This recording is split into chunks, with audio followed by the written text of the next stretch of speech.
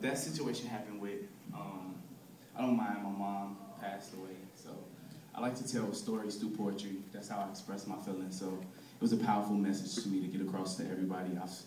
It's not the first time you've heard it, probably will be the last, because I think it's getting kind of old to some people on campus, but it was the first time you guys heard it, so I just gave you the opportunity just because everybody faces different experiences, and I want you to know that through those experiences, they don't kill you, they only make you stronger.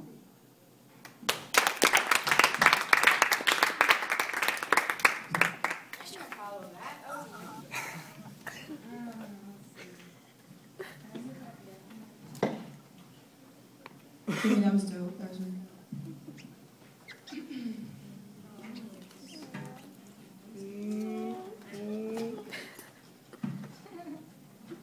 okay, so I have three. I'm in a poetry class right now with Brandon and Lenny, actually, and they forced me to do this. Talent isn't rude. Lenny says talent isn't rude. That's his quote of the night. Alright. So the first one is called Smashana. They said he'd drowned, fishing for supper. So I ran 3 miles, clutching my child. Grief stuck to my throat like curry at the sight of his yawning mouth, his limp limbs battered by rocks, his hanging head a split mango. Bruises bloomed on his bloating body, still brown like paprika under my palms. Palms that once held him in the Kali Yuga between my thighs, smelling of goats and singed ginger, his humming like naan, uneven and light.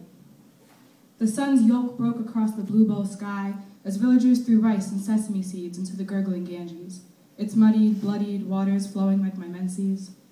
Once he visited me in that hut and brought me lotus from the temple, wilted at the edges. I wanted to fill his gaping mouth, fill it with lotus or lentils and lime. Instead, I curled my toes in the silt and swallowed the scent of oil and flesh, child cradled, mouth still tugging at my hanging breast, milk and blood merging on the sunburnt shore of the Ganges.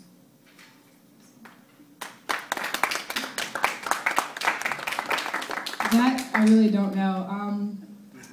I just was thinking about, I was reading a lot of stuff about India at the time, and I just imagined how much it would suck. Like, we think like death is a huge thing here, but if you have someone who's your only provider and you have literally nothing except like lentils and your child and you're living on the river and that's your sustenance, like what happens when that all just goes crashing down? So that's where that came from.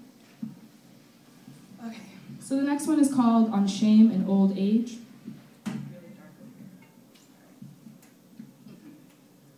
She is worn and puckered, a dried apricot.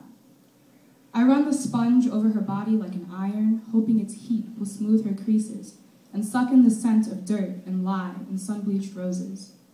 God, my sponge is heavy, like it holds more than water, the sweat from past loves and dirt from faded Georgia fields. Impossible that those legs once ran, speckled with bronze dust, once cleaved to bear children. And yet I am ashamed as those finger twigs clutch the infinite smooth of the porcelain tub, struggling to unfurl the curled body from its wet, fetal position.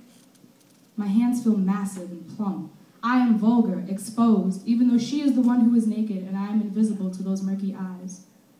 So I lower my gaze, wring out my sponge, and feel my own 2 shoulders like rising loaves of bread, slightly warm in the shifting light.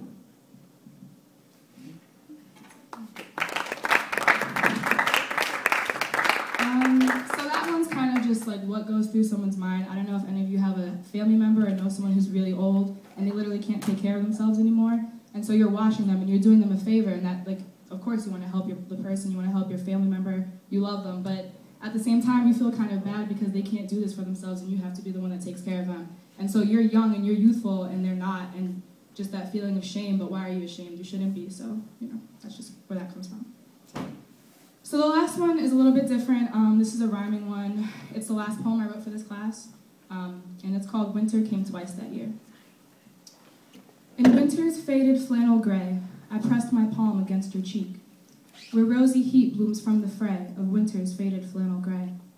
Chiseled by wind-sharp soiree, you seemed Bernini's marbled Greek. In winter's faded flannel gray, I pressed my palm against your cheek. The scent of pine slashed through the air as December's doldrums lumbered on. À la guerre, comme à la guerre, the scent of pine slashed through the air. Ne me quittez pas, il faut oublier. The bread was burnt, the wine was gone. The scent of pine slashed through the air, and December's doldrums lumbered on. Thank you.